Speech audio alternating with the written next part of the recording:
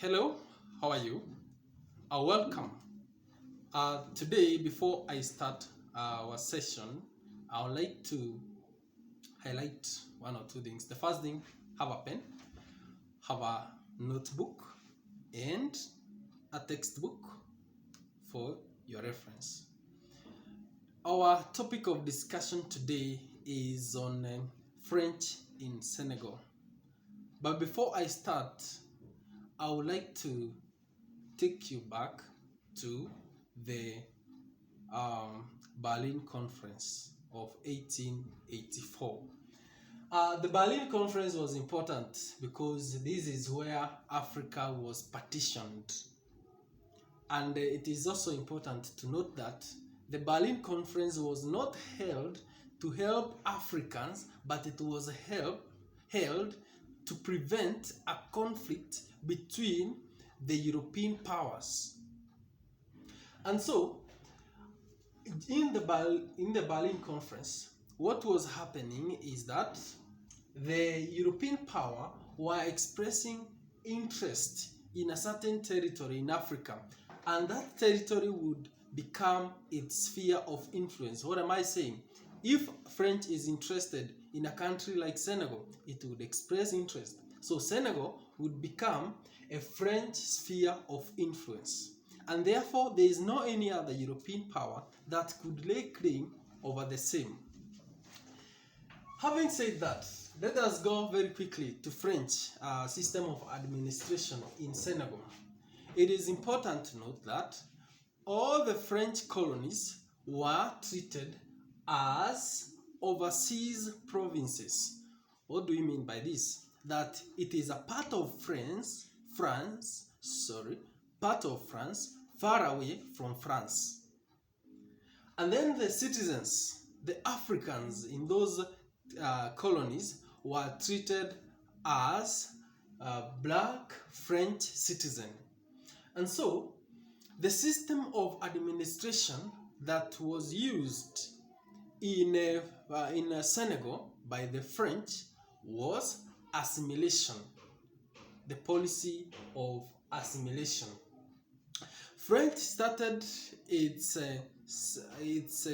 presence or administration in Senegal in St. Louis.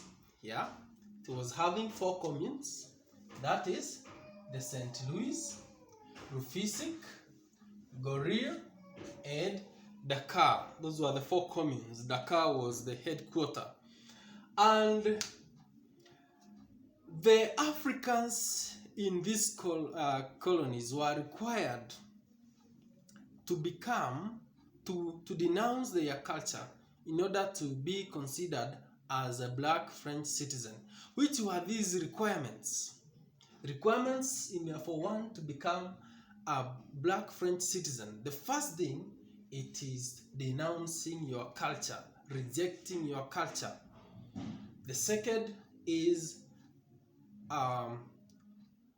converting to Christianity. Then you had to be able to speak and write in French, behave like a French citizen. You also had to serve in the army for you to be allowed to become an assimilé, because once you become assimilated, you became an assimilé. After you have become an assimilé, you enjoyed certain privileges. Which were these privileges? The first thing is that you could vote and be voted for. That is the first thing. You could vie, for any political seat. We had prominent African leaders like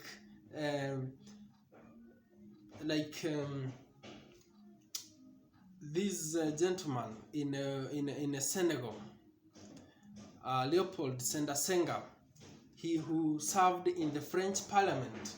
Then you also were exempted from paying taxes. Those are the privileges, the benefits that you enjoyed after you have become an assimilé. Then serve in the French Parliament. You could get a job, you could get Western education, and all those kind of privileges.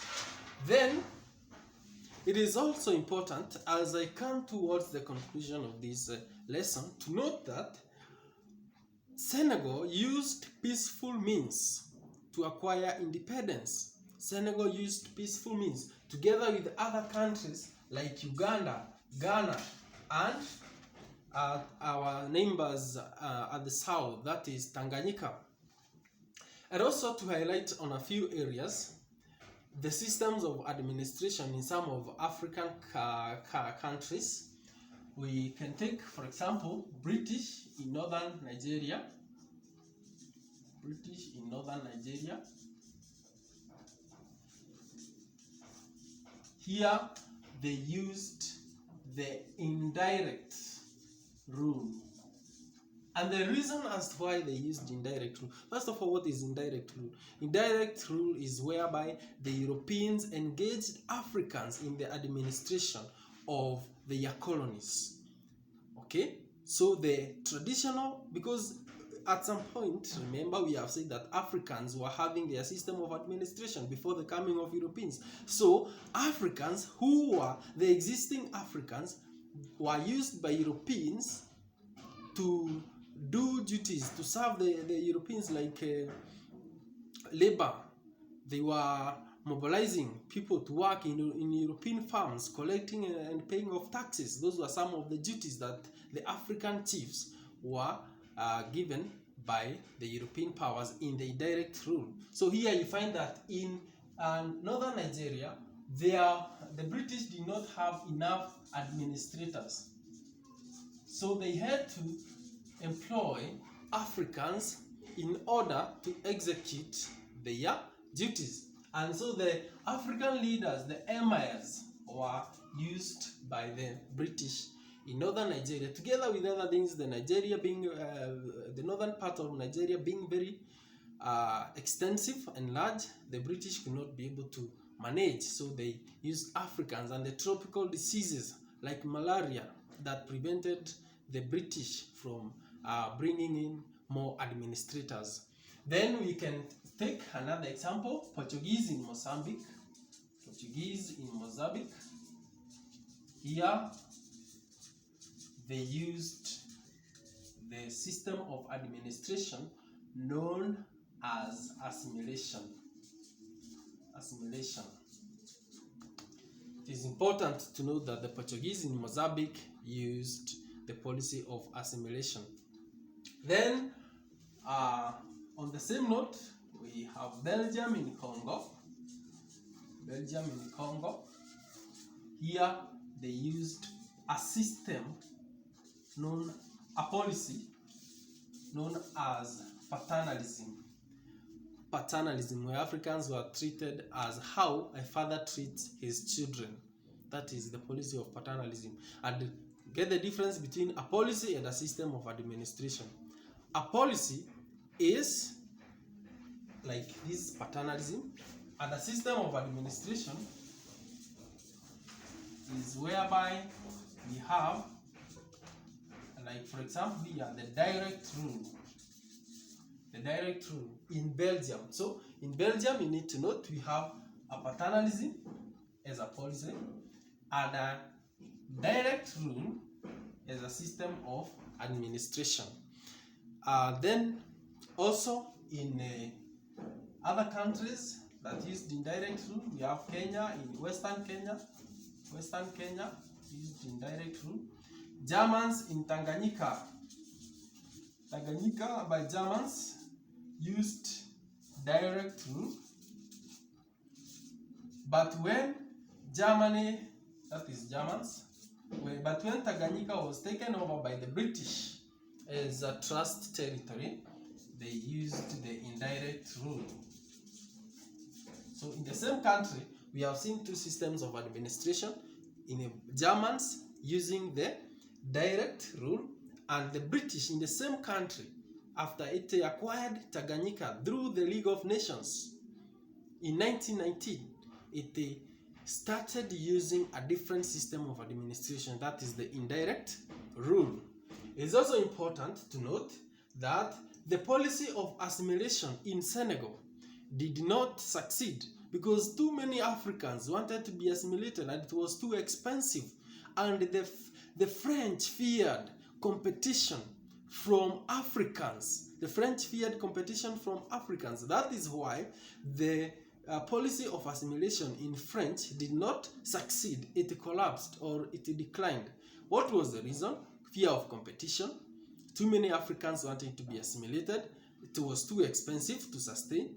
Those are some of the reasons. So the French resorted to the use of the policy of association.